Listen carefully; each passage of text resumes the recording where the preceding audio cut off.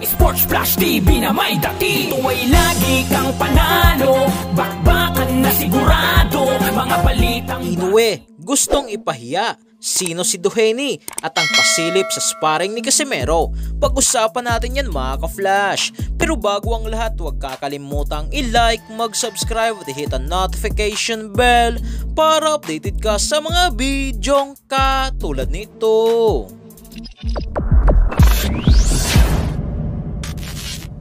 Subukas na nga po mga ka-flash ang bakbakang pound for pound rank number 2 sa buong mundo at kasalukuyang undisputed super bantamweight world champion na Naoya the Monster Inoue versus Teji the Power Duhaney na kanina nga po mga ka-flash ay naganap na ang kanilang final face-off at weigh-in. Nasa weigh-in nga po mga ka-flash ay tumimbang nga po si Inoue ng 122 pounds kung saan pasok nga po ito sa weight limit habang si Teji Duhaney ay tumimbang ng 121.5 pounds na dahil dito ay walang dudang tuloy na ang bakbakan ng dalawa bukas. At dito ay paglalabanan ng dalawa ang apat na titulo na WBO, WBA, WBC at IBF.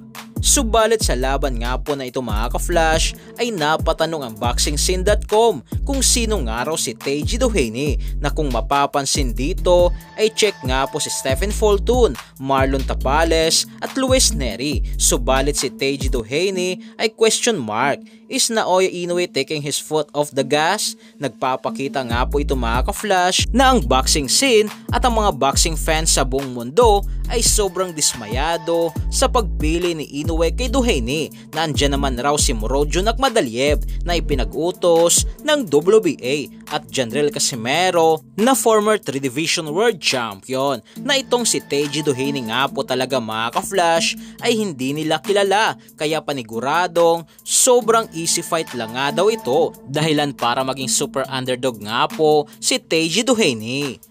Habang sa kabilang balita nga po mga ka-flash, patungkol naman sa muling pagbabalik ni Janriel Casimero sa ibabaw ng lona ay nagpost nga po si Casimero na bangon Pilipinong mandirigma. Tara, palakas tayo. Nasabi nga po ito mga ka-flash ni Casimero dahil sa patuloy na paggapang ng mga Pinoy boxer sa ibabaw ng lona dahil sa body shot na ang pinaka-latest ngayon ay si Romero Dono versus Kane Sandoval na gumapang na naman dahil sa body shot. Kaya dahil dito ay gusto nga po ni Casimero ipaghigante ang ating mga Pinoy boxer na gumapang sa ibabaw ng lona, lalo na ang mga boxer sa MP Promotion. Pinasilip din nga po mga ka-flash ni Casimero ang kanyang sparring bilang paghahanda sa kanyang nalalapit na laban sa October 13 kontra kay Saul Sanchez na ang venue ay sa bansang Japan.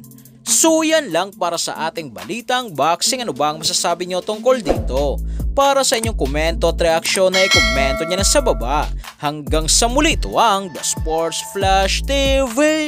Sports Flash TV na may dati. Ito ay lagi kang panalo, bakbakan na sigurado, mga balitang boxing. Dito laging bago, balitang boxing, laban na kasado.